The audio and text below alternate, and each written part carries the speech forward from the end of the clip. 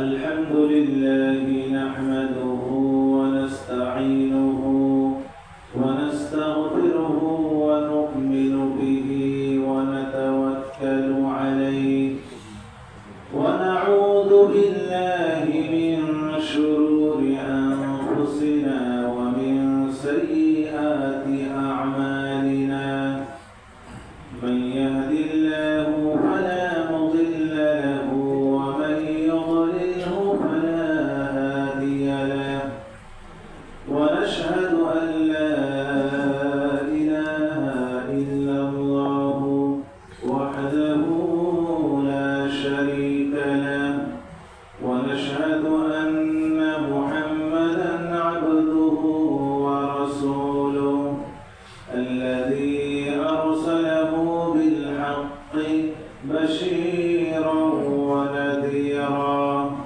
وداعيا إلى الله بإذنه وسراجا منيرا فقد قال الله تعالى في كلامه المجيد والفرقان الحميد أعوذ بالله من الشيطان الرجيم بسم الله الرحمن الرحيم اعلموا أنما الحياة الدنيا لعب ولهو وزينة وتفاخر بينكم وتكاثر في الأموال والأولاد وقال النبي صلى الله عليه وسلم ألا أنبئكم بشر الناس قالوا بلى يا رسول الله قال من أكل وحده وضرب عبده إلى آخر الحديث أو كما قال عليه الصلاة والسلام صدق الله العظيم وصدق رسوله النبي الكريم ونحن على ذلك من الشاهدين والشاكرين والحمد لله رب العالمين شكر الشريف اللهم صل على محمد وعلى آل محمد كما صليت على إبراهيم وعلى آل إبراهيم إنك حميد مجيد اللهم بارك على محمد وعلى آل محمد كما باركت على إبراهيم وعلى آل إبراهيم إنك حميد مجيد بلغ العلا بكماله كشف الدجى بجماله حسنت جميع خصاله صلوا عليه وآله সম্মানিত মুআজ্জাজ মুহতারাম মহান রব্বুল আলামিনের মেহমানবৃন্দ সে রব্বুল আলামিনের প্রতি অন্তরের গভীর থেকে শুকরিয়া আদায় করি যে রব্বুল আলামিন আপনাকে আমাকে আমাদের সকলকে তার মেহমান হওয়ার সুবর্ণ সুযোগ দান করেছেন দিনই কিছু আলোচনা শুনে জুমার নামাজ আদায়ের জন্য মসজিদে আসার সুযোগ দান করেছেন মেহমান বানিয়েছেন রব্বুল আলামিনের প্রতি অন্তরের গভীর থেকে শুকরিয়া আদায় করি আলহামদুলিল্লাহ মায়ের আমার দিনই আলোচনা খুব মন দিয়ে শোনা চাই তাহলে দিলে জায়গা করে নেয় দিল দিয়ে শুনলে দিয়ে শুনি, তাহলে এক কান দিয়ে ঢুকবে আর কান দিয়ে বের হয়ে যাবে। তো যেই আর সেই, আগে শোনার আগে যা ছিলাম শোনার পরেও তাই বললাম, এমনও যদি হয় তাহলে ভাবতে হবে যে আমার কান লোহার মতো শক্ত হয়ে গেছে, আমার দিল লোহার মতো শক্ত হয়ে গেছে। যখন কামার যারা লোহার যারা আমার যখন দা বানাতে চায় বা কুড়েল বানাতে চায়, তো দুইজন মারে কিনা, বড় একটা লোহা দিয়ে মারে, হাতুড়ি দিয়ে মারে, ছোট একটা হাতুড়ি দিয়ে মারে। তো যখন ওই লোহাটাকে গরম করা হয়, গরম করে যখন একটা লাল হয়ে যায়, বড় হাতুড়ি দিয়ে যে ব্যক্তি মারে তখন লোহা বলে যেই। আবার যখন ছোট হাতুড়ি দিয়ে যখন মারে আরেক ব্যক্তি তখন লোহা বলে সেই। অর্থাৎ লোহা বলতে চায় যে তুমি আমাকে যতই পিটাও আমি লোহাই থাকবো, স্বর্ণ হবো না, রূপ হবো না, লোহা লোহাই থেকে যাবো। যদি দিনই কথা শোনার আগে আমি যা ছিলাম, দিনই আলোচনা শোনার পরে যদি তাই থাকি, তাহলে ভাবতে হবে যে আমার দিল লোহার মতো যেই সেই এরকম বৈশিষ্ট্য আমার দিল ধারণ করেছে। আল্লাহ তাআলা আমাদেরকে হেফাজত করে, আমাদের দিলগুলোকে যেন আল্লাহ তাআলা নরম করে দেন।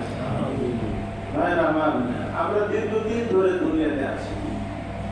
আপনি বলুন, ছোটবেলা থেকে এই পর্যন্ত আপনি যদি হিসাব করতে যান, নিজের হিসাব তো নিজে করতে পারবেন না যে কতদিন ধরে দুনিয়াতে আছে। দীর্ঘদিন ধরে আছে, একবারে ছোট কাল থেকে, শৈশব কাল থেকে, বাল্যকাল থেকে বুঝে আসছে যখন, তখন থেকে এই পর্যন্ত অনেকদিন ধরে আমরা আছি।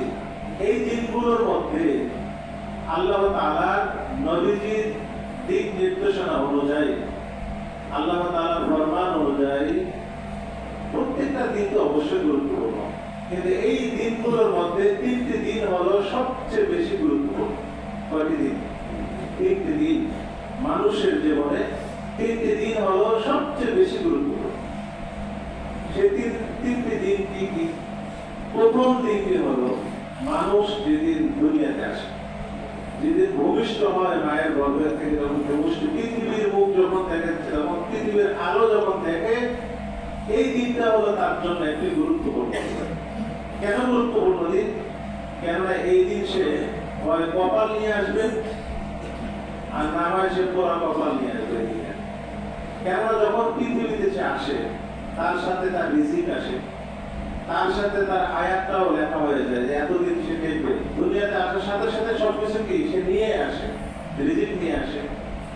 এবং যে গুরুত্বপূর্ণ জিনিস যেটা নিয়ে আসে সেটা হলো এই বাচ্চাটা মারা যাওয়ার পরে, যখনই মারা যাক তার হায়াত যতদিন থাকবে, মারা যাওয়ার পরে সে জান্নাতি হবে। সুবহানাল্লাহ বলুন। অথবা এটা নিয়ে আসে যে এই ছেলেটি, এই শিশুটি জন্মগ্রহণ করলো কিন্তু এর কপাল খারাপ, সে জাহান্নামী। এটা সে সুনিশ্চিত একটা ফরমান কাছ থেকে নিয়ে আসে, আল্লাহর কাছ থেকে নিয়ে আসে, এবং এটা নিয়ে এসে দুনিয়াতে আসে। এবার আমাদের কপালে কি আছে? আমরা যখন ভূমিষ্ঠ হলাম, তাহলে আমাদের ব্যাপারে তো একটা নিশ্চিত কি নিয়ে আসছি আমরা, করোনা আল্লাহর পক্ষ থেকে নিয়ে এসেছে একটা বিধান যে আমরা জান্নাতি না জাহান্নামী। সুনিশ্চিত এখানে আমাদের রয়েছি, আল্লাহ তাআলা সবাইকে জান্নাতবাসী করুক। নিশ্চিত আমাদের জন্য একটা কি রয়েছে, ফয়সালা রয়েছে আল্লাহর পক্ষ থেকে। এই হাদিস নবীজি যখন রাসূলুল্লাহ সাল্লাল্লাহু আলাইহি ওয়াসাল্লামকে যখন সাহাবায়ে কেরাম জিজ্ঞাসা করলেন যে ইয়া রাসূলুল্লাহ, তাহলে ইবাদত করে আল্লাহ, আমরা তাহলে আমাদের মতো বসে থাকি, জান্নাত জাহান্নাম তো যেতে হবে, একটা তো যাবই। তো নবীজি সাল্লাল্লাহু আলাইহি ওয়াসাল্লাম বললেন যে আল্লাহ, খবরদার এমনটা করো না, ইয়ামালু, তোমরা আমল করে যাও, আমল থেকে বিরত থাকবে না। কেন? যে ফাকুল্লুন মুয়াসসারুন লিমা খুলিকা লা, যে ব্যক্তিকে যে কাজের জন্য সৃষ্টি করা হয়েছে তার জন্য ওই কাজটা সহজ করে দেওয়া হয়। যাকে জান্নাতের জন্য বানানো হয়েছে তার জন্য জান্নাতের কাজকে সহজ করা হবে। যখন তুমি জান্নাতের কাজ করবে, তার মানে হলো তোমাকে বানানো হয়েছে কিসের জন্য? জান্নাতের জন্য। যখন তুমি জাহান্নামে মুক্তি কাজ করবে, তাহলে ধরে নাও তোমাকে বানানো হয়েছে কিসের জন্য? কারণ কাজ ছাড়া মানুষ থাকতে পারে না। কোন মানুষ কাজ ছাড়া যদি দুনিয়াতে থাকতো, তাহলে আল্লাহর কাছে বারবার আবেদন করতে যে আল্লাহ এতদিন থাকতে ভালো লাগে না দুনিয়ায়, তাড়াতাড়ি নিয়ে যাও না, এরকম কত না মানুষ। এই জন্য আল্লাহ তাআলা বলেন লাকাদ খালাকনাল ইনসানা ফি কাবাদ, মানুষকে আমি সৃষ্টি করেছি হলো এরকম মুশাক্কাত, কষ্ট এবং ব্যস্ততা নিয়ে, যেন ব্যস্ততার পেছনে থেকে দুনিয়ার মধ্যে থেকে যেন সে কি না হয়ে যায়, অর্থাৎ সে ক্লান্ত হয়ে না যায়, আল্লাহকে যেন না বলে যে আল্লাহ ভালো লাগতেছে না, দুনিয়ার ভালো লাগে না, আপনি নিয়ে যান, এমনটা যেন না বলে। এই জন্য যত বড় বয়স্ক মানুষ হোক দুনিয়াতে থাকার জন্য কি করে অনেক চেষ্টা করে, চিকিৎসা করে, এটা করে সেটা করে, যেন একটু দুনিয়াতে বেঁচে থাকা যায়। কেননা ব্যস্ততা ছাড়া মানুষ থাকতে পারে না। তো যেটা আমি বললাম, মানুষ তো কোনো না কোনো কাজ করবে। নবীজি বললেন যে ভালো কাজটাই তোমার করতে হবে, এই জন্য যে আল্লাহ তাআলা যদি তোমাকে জান্নাতের জন্য বানায় তাহলে তোমার জন্য ভালো কাজ সহজে বের হবে, প্রকাশ পাবে। আর যদি তোমাকে জাহান্নামের জন্য বানায় তাহলে নিশ্চয় তোমার থেকে খারাপ কাজগুলো প্রকাশ পাবে। কেননা কাজ ছাড়া মানুষ থাকতে পারে, কাজের মধ্যে থাকতে হবে। আমি যেটা বলেছিলাম, এই যে আগমনের দিন, পৃথিবীতে যেদিন আসে এই দিনটা মানুষের জন্য একটা গুরুত্বপূর্ণ দিন, একটা শিশুর জন্য, আপনার বাচ্চার জন্য, আপনার জন্য, আপনার নাতির জন্য একটা গুরুত্বপূর্ণ দিন। এরপর আরেকটি দিন হলো যেদিন ওই ব্যক্তি মারা যাবে, মারা যাওয়ার দিন। কেন যেদিন সে মারা যাচ্ছে সেদিন হয়তো ফেরেশতারা আকাশ থেকে নামবে, তাকে স্বাগত জানাবে, তাকে সংবর্ধনা দিবে, তাকে অনেক ইজ্জত সম্মান করবে। ইন্নাল্লাযীনা ক্বালু রাব্বুনাল্লাহ সুম্মা ইসতাকামু তাতানাজ্জালু আলাইহিমুল মালায়েকা। আল্লাহ তাআলা নিজে বলতেছেন, যখন মুমিন ব্যক্তির মৃত্যুর সময় ঘনিয়ে আসে, যখন আজরাইল তার জান কবজ করার সময় হয়, তখন আসমান থেকে ফেরেশতারা নাযিল হয়ে যায় তার সামনে, এসে বলতে থাকে, আল্লাহ তাখাফু ওয়া লা তাহজানু ওয়া আবশিরু বিল জান্নাহ। কোনো ভয় পেও না, তুমি কোনো ভয় পেও না, তুমি জান্নাতের সুসংবাদ দাও। আমরা হলাম তোমার ফ্যামিলির লোক। ফ্যামিলির লোকের কাছে যেরকম কোনো ভয় লাগে না, ইজিলি সবকিছু করা যায়, এইরকম আমাদের সামনে আমাদের কাছে তুমি এরকমই যত্নে থাকলে তাকে সুসংবাদ দেওয়া হয়। আর যদি জাহান্নামী হয় তাহলে তার জন্য দুঃসংবাদের পর দুঃসংবাদ আসতে থাকে। এই দিনটি অনেক গুরুত্বপূর্ণ মানুষের। এই দিনের জন্য মানুষের চিন্তা করা উচিত যে আমার এই দিনটা তো আসবে, নিশ্চিত আসবে, 100% আসবে এই দিনটি, আপনার অবশ্যই আসবে, এর মধ্যে কোনো সন্দেহ নেই। আরেকটি দিন আমার সেটি হলো কিয়ামতের দিন, ইয়াউমুল আখিরাহ। কিয়ামতের দিন হলো মানুষের আরেকটি গুরুত্বপূর্ণ দিন। এই তিনটি দিনকে আল্লাহ তাআলা বান্দার জন্য খুব গুরুত্বপূর্ণ দিন বানিয়েছেন। কিন্তু আমরা কি করে তিন দিনকে আমরা এক সাইডে রেখে পুরো দুনিয়ার জন্য আমরা ব্যস্ত হয়ে পড়েছি। কেমনে সুখে থাকবো, কেমনে শান্তিতে থাকবো, চাকরি বাকরি না থাকলে পেরেশান, ইবাদত বন্দেগীতে মজা আসে না, মনোযোগ আসে না। কি চিন্তা করি, ভালো যদি একটা চাকরি পাই, ব্যবসায় যদি লাভ হয়, যখন টাকা পয়সা আসবে তখন ইনশাআল্লাহ একবারে কি মাথায় কমর বেঁধে কাপড় বেঁধে ইবাদতে লেগে পড়বো। এগুলো হলো ধোঁকা, এগুলো শয়তানের ধোঁকা। যে ভালো চাকরি পাইলে, ভালো ব্যবসা হলে এবার খুব মনোযোগ দিয়ে ইবাদত করবে, আপাতত একটু ব্যস্ত থাকি, নামাজ পেলাম, আল্লাহর কাছ থেকে তওবা করে নেবো, সমস্যা নাই। এগুলো হলো বড় ধোঁকা। কেননা ওই চাকরি পাওয়ার আগে তো আপনি দুনিয়া থেকে যেতে পারেন, ঠিক না? ওই ব্যবসায় লাভবান হওয়ার আগে তো আপনি দুনিয়া থেকে যেতে পারেন, তখন আল্লাহর কাছে কি জবাব দিতে করবে না। এই জন্য ভাই আমার এই তিন দিনের মধ্যে আমরা এই 3 দিনকে আমরা সাইড করে কি করেছি, জীবনকে আমরা ভাগ করেছি কিভাবে। আল্লাহ তাআলা নিজে বলতেছেন যে ই'লামু, হে আমার বান্দারা শুনে নাও, আন্নামাল হায়াতুদ দুনিয়া, যে তোমাদের জীবনটা হলো কেমন, তোমাদের জীবনটা তোমরা যা বানাইছো না সেটা হলো এই লাইবুন ওয়া লাহবুন, যে খেলাধুলা, ক্রীড়া কৌতুক বানাই ফেলেছো। এরপরে কি ওয়াজিরাতুন, সাজসজ্জায় তোমরা ব্যস্ত হয়ে গেছো, নিজের সাজগোজ খুব মহাব্যস্ত সাজগোজের মধ্যে। ওয়া তাফাকুরুম বাইনাকুম, পরস্পরে তোমরা কেমনে ফখর গর্ব কেমনে করতে পারো, তার চেয়ে আমার বড় বিল্ডিং, তার চেয়ে আমার বেশি টাকা, তার চেয়ে আমার বেশি সম্পদ, তার চেয়ে আমার সন্তান বেশি, এই যে গর্ববোধ করা, এইগুলো তোমরা এইগুলোতে লেগে পড়েছো। ওয়া তাকাসুরুম ওয়া তাকাসুরুম ফিল আমওয়ালি ওয়াল আওলাদ, এবং তোমরা তোমাদের সন্তান এবং মাল সম্পদের মধ্যে তোমরা আধিক্যতার জন্য প্রতিযোগিতা করো, কার বেশি সম্পদ হবে, কার বেশি মাল হতে পারে, পৃথিবীতে সবচেয়ে, আমি এই এলাকার মধ্যে যেন সবচেয়ে সেরা, আমি যেন সবচেয়ে সেরা, আমি একজন কি হতে পারি, সবচেয়ে সেরা আমি একজন যেন ধনী হতে পারি, সবচেয়ে সেরা যেন আমি একজন মানসম্মত ব্যক্তি হতে পারি। এইটার পেছনে আমরা লেগে পড়েছি। আল্লাহ তাআলা সেটাই বলতেছেন, ওয়া তাকাসুরুন ফিল আমওয়ালি ওয়াল আওলাদ, সন্তানের দিক থেকে আধিক্য, কার কত বেশি সম্পদ, কার কত বেশি সন্তান হতে পারে, এই নিয়ে আমরা প্রতিযোগিতা করি। এখন তো উল্টা হয়ে গেছে, কার কত বেশি সম্পদ এটাতে আমরা আছি, কিন্তু কার কত কম সন্তান এটার পিছনে আমরা কি এখন রয়েছি। হ্যাঁ, যাই হোক, আল্লাহ তাআলা বলতেছেন যে এই মর্মে এই ব্যস্ততা আমরা এখন কি রয়ে গেছে, দুনিয়ার পিছনে আমরা ছুটতেছি। আল্লামা নাসাফি রাহিমাহুল্লাহ, তিনি নজমুদ্দিন আন-নাসাফি, তিনি বলেন আল্লাহ তাআলা যে আয়াতের মধ্যে 5টি স্তর বলেছেন, লাইবুন, খেয়াল করুন, লাইবুন অর্থাৎ খেলাধুলা, লাহুন ক্রীড়া কৌতুক এবং ওয়াজিনা সাজসজ্জা, এরপর বলেছেন কি তাফাখুরুন গর্ববোধ করা পরস্পর একে অপরের উপর, তাকাসুরুন আধিক্যতা নিয়ে কি করা প্রতিযোগিতা করা।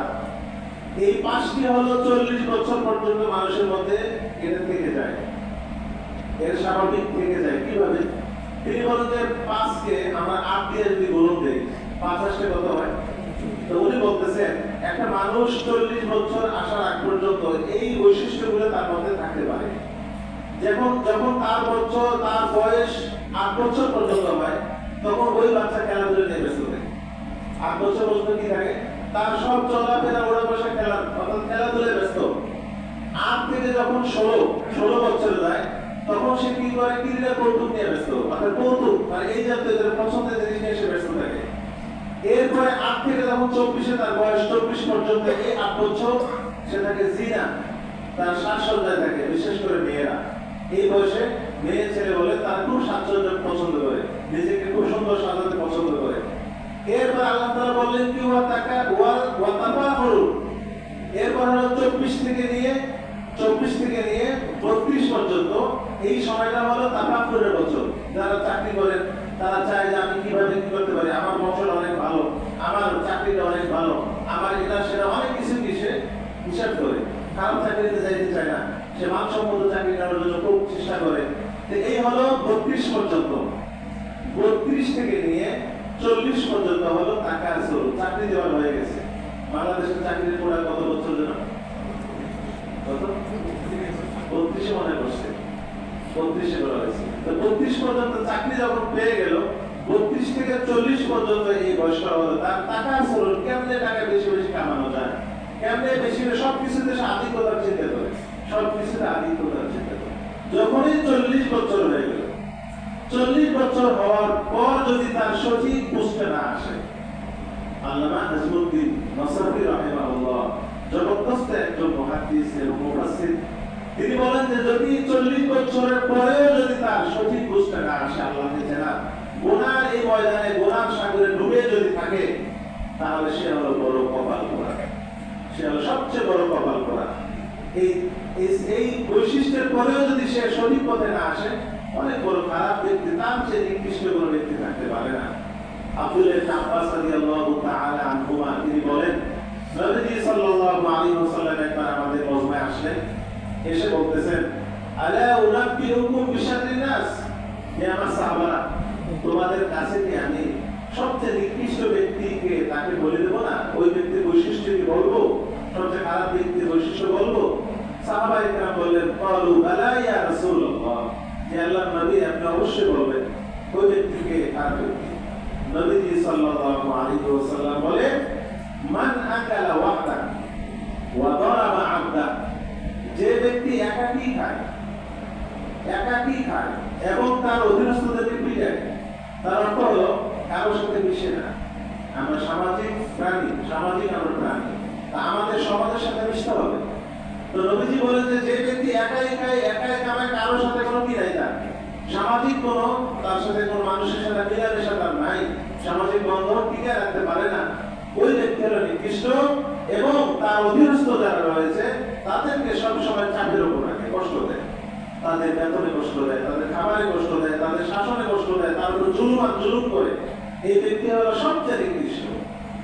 এরপরে নবীজি বললেন, আলা উনাব্বিউকুম বিশাররিন যালিক, যে এর চেয়েও নিকৃষ্ট ব্যক্তির কথা বলবো, এই ব্যক্তির চেয়েও নিকৃষ্ট কে সেটাও কি বলবো? নবীজি সাল্লাল্লাহু আলাইহি ওয়াসাল্লামকে সাহাবায়ে কেরাম বললেন, বালা ইয়া রাসূলুল্লাহ, হে আল্লাহর নবী আপনি বলুন সে কে? নবীজি সাল্লাল্লাহু আলাইহি ওয়াসাল্লাম বললেন, ক্বালা আল্লাযী ইয়াবগাদুন নাসা ওয়া ইয়াবগাদুনাহু, ওই ব্যক্তি হলো সবচেয়ে নিকৃষ্ট আগের চেয়েও, যে ব্যক্তি মানুষের উপর তার বিদ্বেষ মনোভাব রাখে এবং তার উপরও মানুষ বিদ্বেষ মনোভাব রাখে, এই ব্যক্তি হলো সবচেয়ে নিকৃষ্ট। সেও মানুষের উপর বিদ্বেষ ভাব রাখে, মানুষও তার উপর বিদ্বেষ ভাব রাখে, এমন ব্যক্তি হলো সবচেয়ে নিকৃষ্ট। এরপর নবীজি সাল্লাল্লাহু আলাইহি ওয়াসাল্লাম বলেন, আলা উনাব্বিউকুম বিশাররিন মিন যালিক, এর চেয়েও কি খারাপ ব্যক্তির কথা বলবো আমি? সাহাবায়ে কেরাম বললেন, বালা ইয়া রাসূলুল্লাহ, অবশ্যই বলেন। নবীজি সাল্লাল্লাহু আলাইহি ওয়াসাল্লাম বললেন, ওই দুইজনের চেয়েও খারাপ ব্যক্তি হলো ওই যে ব্যক্তি নেকির কোনো কাজ করে না, নেকির তো কোনো কাজ করে না, এমনকি মানুষও তার অনিষ্ট থেকে কি থাকে না, নিরাপদে থাকে না, নিরাপত্তা পায় না, এ হলো সবচেয়ে বেশি নিকৃষ্ট। এরপর নবী সাল্লাল্লাহু আলাইহি ওয়াসাল্লাম বললেন, আলা উনাব্বিউকুম বিশাররিন মিন যালিক, এই তিনজনের চেয়েও খারাপ ব্যক্তিকে আপনি কি বলবো? সাহাবায়ে কেরাম বললেন, বালা ইয়া রাসূলুল্লাহ, হে আল্লাহর নবী আপনি বলুন সে কে?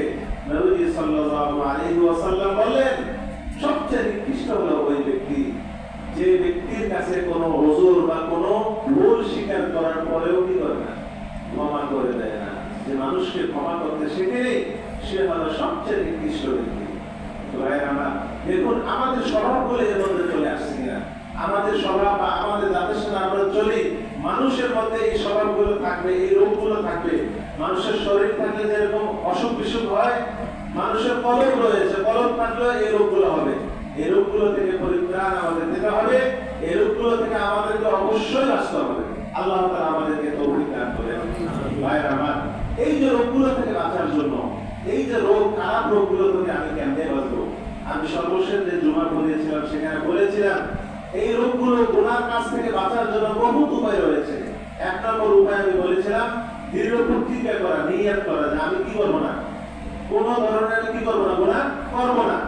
যতই অসুস্থতা আসুক আমার সামনে, আমি গুনাহ করবো না। নো, আমি চলতেছি, আমার দৃষ্টি আড়ালে বুঝে যাচ্ছে একজন মহিলা করোনার সামনে দাঁড়িয়ে আছে, আমি দৃষ্টি আর উঠাবই না, আর উঠাবই না। আমি কেন আমার দেখতে হবে যে আসলে কি নারী কি পুরুষ, কেন দেখতে হবে? এই যে গুনাহ থেকে বাঁচার জন্য ইচ্ছা লাগবে, এরাদা যদি থাকে, তাহলে দেখবেন যে গুনাহ থেকে আল্লাহ তাআলা বাঁচানো আপনার জন্য সহজ করে দিবেন।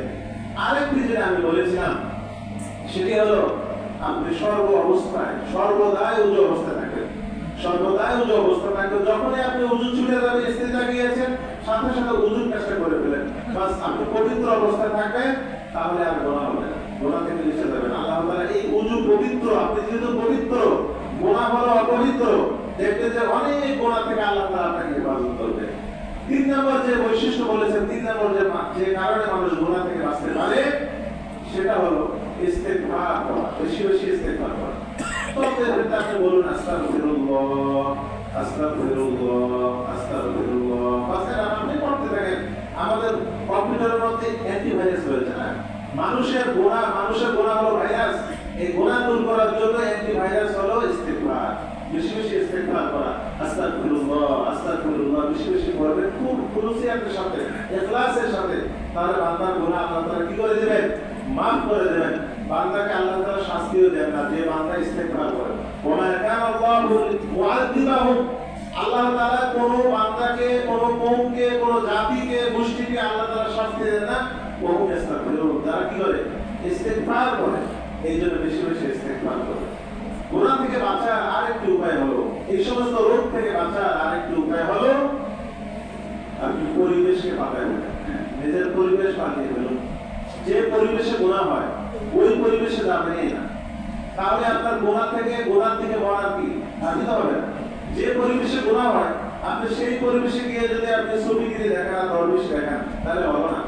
আপনার গুনার পরিবেশে যাওয়া যাবে না। গুনার পরিবেশে আপনি যখন বলুন, মেডিকেলে গেলে, মেডিকেল কিসের পরিবেশ? অসুস্থ ব্যক্তিদের, ওখানে গেলে আপনার দিনের অবস্থা চেঞ্জ হয়ে যায়। আল্লাহ নিয়ামত কি বুঝে আসেন, আমি সুস্থ আছি আলহামদুলিল্লাহ। আপনি কবরস্থানে যাবেন, ওখানে গেলে আপনার কি নিয়ামত মনে করে যে আল্লাহ তাআলা আমাকে বেঁচে রেখেছেন, সুস্থ রেখেছেন, এই রোগগুলো চলে গেছে, কি অবস্থায় আছে, হয় কিনা বলুন? একজন পঙ্গু ব্যক্তিকে দেখলে শুকরিয়ার কথা, অটোমেটিক শুকরিয়া আসে। কেন? আল্লাহ তাআলা আমাকে পঙ্গু বানান নাই, আলহামদুলিল্লাহ, সব আমার কি রয়েছে, সুস্থ আছে আলহামদুলিল্লাহ। তখন গুনার ময়দানে যাবেন, তো ওখানে আপনি গুনার ময়দানে গেলে আপনাকে গুনাহ কিন্তু এই দিলের মধ্যে এইভাবে চৌম্বকের মতো টান দেবে। যেরকম কবরস্থানে গেলে চৌম্বকের মতো টান দিয়ে আপনার শিক্ষা অর্জন হলো, গুনার মধ্যে গেলে গুনাহটা আপনাকে চৌম্বকের মধ্যে টেনে আপনাকে গুনার মধ্যে লিপ্ত করবে। গুনার পরিবেশে গেলে অটোমেটিক গুনাহ হয়। যেখানে গুনার পরিবেশ নেই, সেখানে ইচ্ছা করলে গুনাহ করতে পারবেন না। উদাহরণস্বরূপ, আপনি যে এখানে প্রবেশ করলেন আপনার মধ্যে মসজিদ মাদ্রাসায়, কোথাও কি লেখা আছে যে এখানে সিগারেট খাওয়া নিষেধ? লেখা কি আছে বলুন? কোথাও কিন্তু লেখা নেই সিগারেট খাওয়া নিষেধ, কোথাও লেখা নেই। কিন্তু আপনি কি সাহস করতে পারবেন একটা সিগারেট লাগিয়ে খেতে? এখানে পারবেন না, কেন? এখানকার পরিবেশ কিনা সিগারেট খাওয়ার নয়, এই পরিবেশটা আপনাকে সিগারেট খাওয়া থেকে কি করবে? বিরত রাখবে। কিন্তু বিভিন্ন জায়গায় দেখবে লেখা আছে এখানে সিগারেট খেলে এত টাকা জরিমানা, নিষেধ লেখা আছে না? কিন্তু এখন ওখানে মানুষ কি খায়? সিগারেট খায়। কেন? যে এখানকার পরিবেশটা সিগারেট খাওয়া। এই জন্য ভাইরা আমার গুনার পরিবেশ পাল্টে দিতে হবে। এটা নবীদের তরিকা। ইউসুফ আলাইহিস সালামকে যখন জুলাইখা গুনার পরিবেশ নিয়ে গেল, জোর করে ওই একবারে 7টা দরজা পার করে সবগুলোতে তালা লাগিয়ে নিয়ে গেছে কোথায়? ভেতরে নিয়ে এবার কারা প্রস্তাব দিল? হযরত ইউসুফ আলাইহিস সালাম ওখান থেকে উদ্ধার হয়ে আসলেন কিনা? পুরো ঘটনা আপনারা জানেন। আসার পরে তিনি এবার আল্লাহ তাআলাকে বলতেছেন যে আল্লাহ, এটা গুনার পরিবেশ, এখানে এই বাড়িটা হলো গুনার পরিবেশের বাড়ি, যে কোনো সময় আবার আমি আক্রান্ত হতে পারি। রব্বিস সিজনু আহাব্বু ইলাইয়া মিম্মা ইয়াদউনানি ইলাইহি। ইউসুফ আলাইহিস সালাম বলেন যে আল্লাহ, আমার জন্য এই পরিবেশের চেয়ে জেলখানাই ভালো। আমি কোথায় যেতে চাই?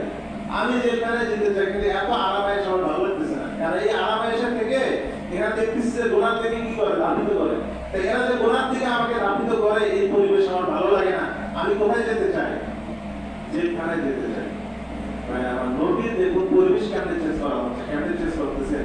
এই জন্য গুনার পরিবেশ থেকে দূরে থাকবেন, গুনাহ হবে না। এই জন্য নবীদের কোনো গুনাহ নেই।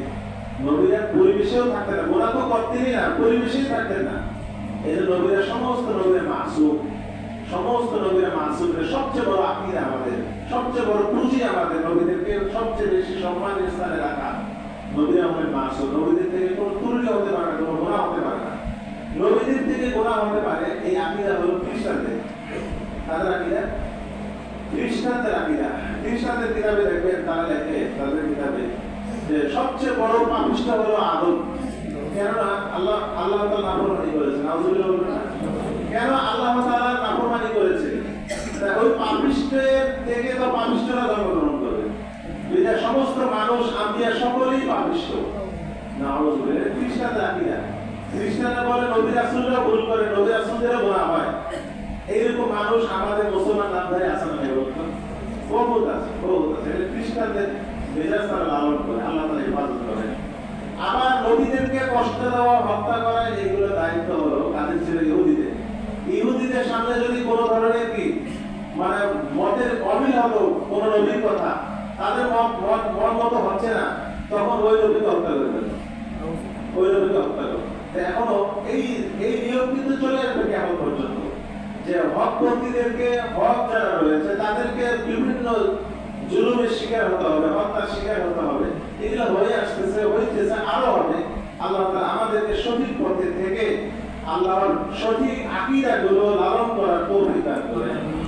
ভাইরা আমার, আমি যেটা বলেছিলাম সেটি হলো, আমি পরিবেশ চেঞ্জ করতে বলেছিলাম। গুনার পরিবেশ চেঞ্জ করুন, তাহলে দেখবেন যে আপনার গুনাহ থেকে বাঁচানো সহজ হয়ে যাবে। আরেকটি যে কারণ আমি বলবো গুনাহ থেকে বাঁচার, সেটা হলো প্রত্যেকটা কাজের মধ্যে বিসমিল্লাহ বলবেন। কি বলবেন? বিসমিল্লাহ। যে কোনো কাজ, আপনি মসজিদ থেকে বের হচ্ছেন, বিসমিল্লাহির রহমানির রহিম। মসজিদ থেকে বের হওয়ার যে 5টি সুন্নাত, তার মধ্যে বিসমিল্লাহ আছে কিনা? বিসমিল্লাহ আছে। মসজিদে প্রবেশ করবেন, বিসমিল্লাহ। বাথরুমে প্রবেশ করবেন, কি? বিসমিল্লাহ। বাথরুমে প্রবেশ হয় বিসমিল্লাহ। এত বড় একটা গুরুত্বপূর্ণ জিনিস। নবীজি সাল্লাল্লাহু আলাইহি ওয়াসাল্লাম বলেছেন যে কুল্লু আমরিন বিবালি লাম ইউবদা বিসমিল্লাহ ফাহুয়া আকতা। কোন কাজ যদি কেউ বিসমিল্লাহ দিয়ে শুরু না করে, কোন ভালো কোন কাজ, গুনার কাজ হবে না, ভালো কোন কাজ যদি বিসমিল্লাহ দিয়ে শুরু না করে, ওই কাজটা অসম্পূর্ণই থেকে যায়। এই জন্য সব কাজের মধ্যে বিসমিল্লাহ। বিসমিল্লাহ অনেক প্রতিরোধ রয়েছে হাদিসে। বিসমিল্লাহ হলো ফেরেশতা এবং শয়তান, এবং ওই ফেরেশতা শয়তানের দৃষ্টি থেকে মানুষের লজ্জাস্থানকে বাঁচিয়ে দেয়। কেমনে? আপনি ধরেন একাকি একটা ঘরের মধ্যে আছেন, আপনার পোশাক পরতেছেন, সমস্ত পোশাক তুলে চেঞ্জ করবেন, এটা তো শরীরের অসম্মতি, শরীরের অনুমতি দেয়। যেখানে কেউ নাই, আপনি পোশাক পরতে পারেন। এখন ওই অবস্থায় তো কে থাকে? ফেরেশতারা থাকে, আবার কে থাকে? শয়তান তো থাকে। কিন্তু আপনি যদি বিসমিল্লাহ বলে খুলে ফেলেন, তাহলে ওই ফেরেশতা আর শয়তানের মাঝখানে, অর্থাৎ আপনার লজ্জাস্থানের মাঝখানে একটা কি দেওয়া হয়? পর্দা টেনে দেওয়া হয়। তারা আপনার লজ্জাস্থান দেখতে পারবে। আপনি যখন বাথরুমে যাচ্ছেন, বাথরুমে যাওয়ার সময় বাথরুমে তো কোনো ফেরেশতা থাকে না। কিরামান কাতিবুন কোথায়? বাথরুমে যায় না। কোনো ফেরেশতা বাথরুমে যায় না, টয়লেটে যায় না। কিন্তু কে যায়? ইবলিস যায়।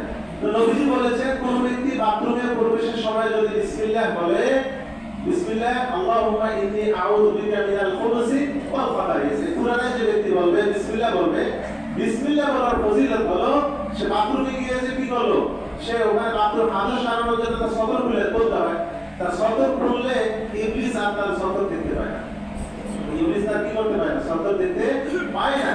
এই জন্য আপনার সদরকে যদি আপনি সব কিছু থেকে হেফাজত রাখতে চান তাহলে কি বলবেন, সব কাজের মধ্যে বিসমিল্লাহ বিসমিল্লাহ বলবেন। বিসমিল্লাহর মধ্যে অক্ষর কয়টি? 19টি অক্ষর। অক্ষর কয়টি? 19টি। বিসমিল্লাহর মধ্যে 19টি অক্ষর। তো জাহান্নামের মধ্যে জাহান্নামের ফেরেশতা, জাহান্নামের দায়িত্ববান ফেরেশতা কয়জন? 19 জন। আলাইহা তিসআতা আশার। আল্লাহ তাআলা বলেন জাহান্নামে দায়িত্ব থাকবে কয়জন ফেরেশতা? 19 জন। তাহলে বিসমিল্লাহ যদি সব ক্ষেত্রে বলেন, এখানে হিকমত ফুকায় না বলেছেন, মুহাদ্দিসিরা বলেছেন আল্লাহ তাআলা ওই জাহান্নামের ওই 19 জন ফেরেশতা থেকে তাকে হেফাজত করবে। সুবহানাল্লাহ। বেশি বেশি বিসমিল্লাহ বলবেন। বিসমিল্লাহির রহমানির রহিম। এর অনেক আরো কারণ রয়েছে। বিসমিল্লাহর মধ্যে শব্দ হলো চারটি। একটা বিসমিল্লাহ, হ্যাঁ, ইসম একটা, আল্লাহ একটা, রহমান একটা, রহিম একটা। শব্দ কয়টি?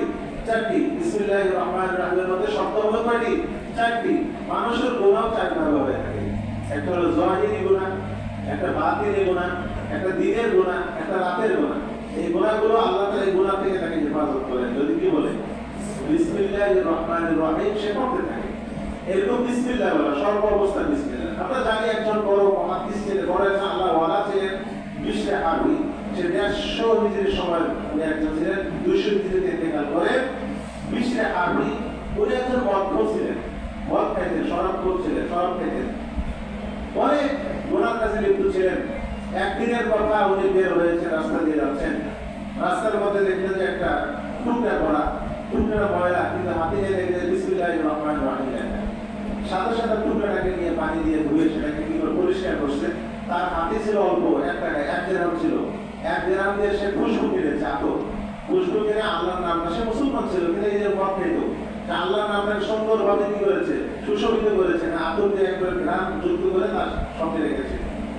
রাত্রে সে স্বপ্নে দেখে আল্লাহ তাআলা দিদার হয়েছে তার।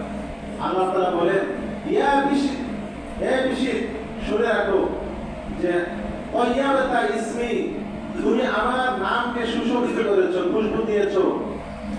লাউতাইবান্না ইসমাকা ফিদ দুনিয়া ওয়াল আখিরাহ, আমি তোমার নামকে দুনিয়া এবং আখিরাতে কি করব, মানুষের মাঝে সুশোভিত করে দেব। সুবহানাল্লাহ। উনি এখন সকলের মাঝে কি একজন নেতা, সকলের কি একটা স্মরণীয় ব্যক্তি, আদর্শ একজন তিনি। ভাই আমার বিসমিল্লাহ এত ফজিলত। আরেকটি যে আমল আমি বলবো যার কারণে মানুষ গুনাহ থেকে বাঁচতে পারে, সেটা হলো বেশি বেশি জিকির করা। বেশি বেশি কি করা? জিকির করতে থাকে। আফদালুয যিকরি লা ইলাহা ইল্লাল্লাহ, বেশি বেশি লা ইলাহা ইল্লাল্লাহ মুহাম্মাদুর রাসূলুল্লাহ বেশি বেশি পাঠ করবেন। লা ইলাহা ইল্লাল্লাহ জিকিরের মধ্যে বহুত ফায়দা রয়েছে। লা ইলাহা ইল্লাল্লাহর মধ্যে দেখো অনেক হিকমত মুহাদ্দিসিরা লিখে গেছেন, উলামায়ে কেরাম। তার মধ্যে কি হলো, লা ইলাহা ইল্লাল্লাহর মধ্যে 12টা অক্ষর। কয়টি অক্ষর? মুহাম্মাদুর রাসূলুল্লাহর মধ্যে কয়টি অক্ষর? 12টি অক্ষর। পরে হিসাব করে দেখেন, লা ইলাহা ইল্লাল্লাহর মধ্যে 12টি অক্ষর। কেউ যদি সর্বদা লা ইলাহা ইল্লাল্লাহ বলে, তাহলে মাস, বছরে কয় মাস হয়? 12 মাস। আল্লাহ তাআলা তাকে 12 মাস গুনাহ থেকে কি করবেন? হেফাজত করবেন। আর যদি লা ইলাহা ইল্লাল্লাহ মুহাম্মাদুর রাসূলুল্লাহ সহ পড়ে, তাহলে দিনে কয় ঘন্টা হয়? 24 ঘন্টা। আল্লাহ তাআলা তাকে 24 ঘন্টা কিসের থেকে বাঁচাবেন? গুনাহ থেকে হেফাজত করবেন। এটা হলো ইয়াকিনের সাথে করতে হবে।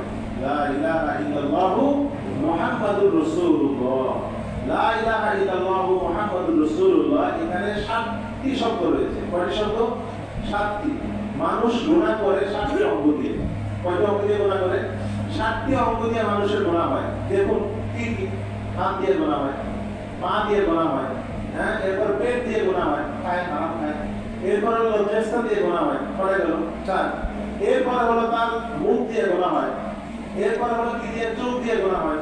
এরপর কান দিয়ে গুনাহ হয়, কান শুনে, জীবন শুনে, হ্যাঁ, এরকম। এই যে মানুষ 7টি অঙ্গ দিয়ে কি করে? গুনাহ করে। তো কোন ব্যক্তি যদি লা ইলাহা ইল্লাল্লাহু মুহাম্মাদুর রাসূলুল্লাহ এই জিকিরটা নিয়মিত করে, আল্লাহ তাআলা এই গুনাহ রাস্তাগুলোর মধ্যে গুনাহ করা কি করে দেন, বন্ধ করে দেন। তখন এই রাস্তাগুলো থেকে বান্দা কি করতে চায় না, গুনাহ করতে চায় না, গুনাহ হয় না। তার গুনাহ হলে আল্লাহ কোনো না কোনো উপায়ে কি করে দেন, মাফ করে দেন। এই জন্য ভাইরা আমার বেশি বেশি জিকির করতে থাকা, বেশি বেশি জিকির করি আমরা। আরেকটি হলো গুনাহ থেকে বাঁচার জন্য উপায়, সেটি হলো সময়ের মূল্য দেওয়া। সময় কি দেওয়া, মূল্য। কত সময় আমাদের কেটে যায়, অলসতায় কেটে যায়, বসে আছি, গল্প করতেছি, আড্ডা দিচ্ছি, কোনো কাজ নেই, অবসর সময় অলস সময় কেটে যাচ্ছে। এই সময়ের মূল্য আমরা দিতে জানি না। আল্লামা তকি ইসমাইল তিনি বলেন যে হে আল্লাহর বান্দারা, সময়ের মূল্য দিতে জানো, কেননা সময়ের ব্যাপারে আল্লাহকে বেশি বেশি ভয় করা উচিত। এই সময়ের হিসাব দেওয়া হবে কিয়ামতের দিন। এই জন্য সময়ের মধ্যে সময়কে যখন আমরা অলস সময় পার করবো, তখন কিন্তু মানুষের গুনাহ হতে থাকে। অলস সময় পার করলে, যারা অলস সময় কাটায়, কাজ নেই, দেখবে যে তার থেকে গুনাহ বেশি হয়। এই জন্য আল্লামা তকি ইসমাইল রাহমাতুল্লাহি বারাকাতুহু তিনি বলেন যে প্রত্যেক মানুষের উচিত তার সর্ব অবস্থায় ব্যস্ত থাকা। দুনিয়াবি কাজের জন্য হলেও কি থাকা, ব্যস্ত থাকা। চাকরি আপনি সকাল থেকে একবার রাত 9টা পর্যন্ত চাকরি সময় না, আপনি পার্ট টাইমে কাজ করেন, কেননা আপনি পার্ট টাইম না নিয়ে যদি অলস সময় কাটান, তাহলে একটা কোনো না কোনো গুনাহ রাস্তা আপনার খুলে যাবে, মন শুধু গুনাহ দিকে ছুটবে। এই জন্য কাজ শেষ হওয়ার আগে আরেকটা কাজ কি করে নেন, সেখানে ঢুকে নেন, যেন কাজ ছাড়া আপনি না থাকেন। তাহলে আপনার গুনাহ থেকে বাঁচা কি সহজ। সর্ব অবস্থায় ব্যস্ত থাকা, বা ইবাদতে ব্যস্ত থাকলে দুনিয়াবি কোনো হালাল কোনো কাজের মধ্যে কি থাকা, ব্যস্ত থাকা, দুনিয়াকে অবহেলায় কেটে না দেওয়া। ইমাম গাজ্জালী রাহমাতুল্লাহি আলাইহি বলেন, একটি ঘটনা, একটা গল্প তিনি বলেছেন তার কিতাবে। অনেক বড় জবরদস্ত একজন দার্শনিক ছিলেন, আল্লাহর ওয়ালা ছিলেন, আরব আজম সকলেই তাকে শ্রদ্ধা করে।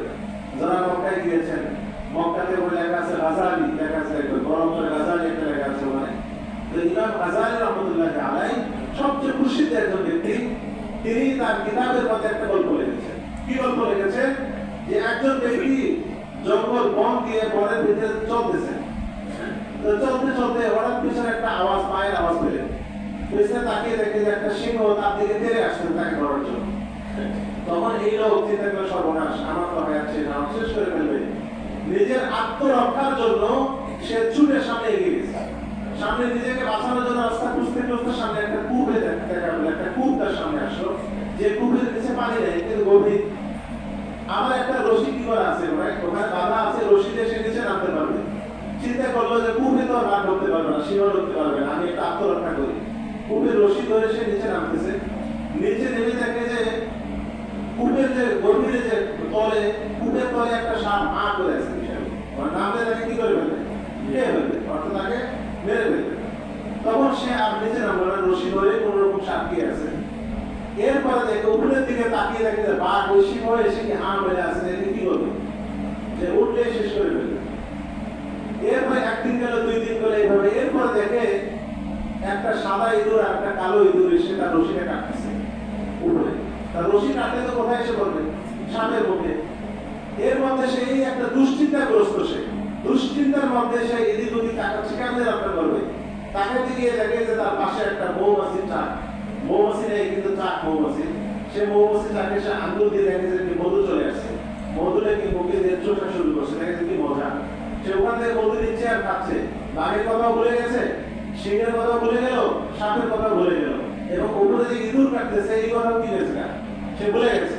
সে মধুর কি মোহে সে কি সব কিছু ভুলে গেল। হযরত ইমাম গাজ্জালী রাহমাতুল্লাহি আলাইহি বলেন যে মানুষ এমনই, এই যে রশিটা হলো মানুষের জীবন। আর ওই যে বাঘ হলো মৃত্যু, তাকে সবসময় ধাওয়া করতেছে। আমরা আমাদের যে দিন পার হচ্ছে, আমরা খুব খুশি হচ্ছে, যা কালকে একটা ঈদের দিন, কালকে একটা খুশির দিন। কিন্তু একটা রাত অতিবাহিত হওয়া অর্থ হলো আমার জীবনের একটা অংশ কেড়ে যাওয়া, ক্ষয় হয়ে যাওয়া। এটা আমি বুঝতেছি না।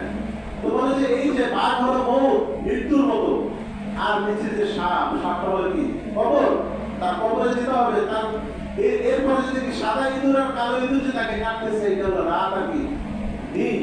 আর মধু যে খাচ্ছে, এই মধুর মৌচাকটা হলো মানুষের দুনিয়ার মোহে সব কি হয়ে যায়, ভুলে যায়। যেরকম এই ব্যক্তি মধুর মোহে কি করে গেছে, তার সে বাঘের সিংহের কথা ভুলে গেল, সাপের কথা ভুলে গেল, সবকিছু সে ভুলে গেল। তা আমাদের জীবনটা আসলে আমরা এইরকমই দুনিয়াতে এসেছি। 3টি গুরুত্বপূর্ণ দিনকে আমরা কি করবো, মূল্যায়ন করবো। তা না করে আমরা আমাদের প্রতিদিনকে আমরা মূল্যায়ন করতে গিয়ে সব দিনকে আমার আসল দিনগুলোকে আমরা ভুলে যাচ্ছি। আল্লাহ তাআলা আপনাকে আমাকে আমাদের সকলকে গোনা থেকে হেফাজত করেন। ওয়া মা তাওফীকি ইল্লা বিল্লাহ। যারা সুন্নাত পড়েনি অবরোধ না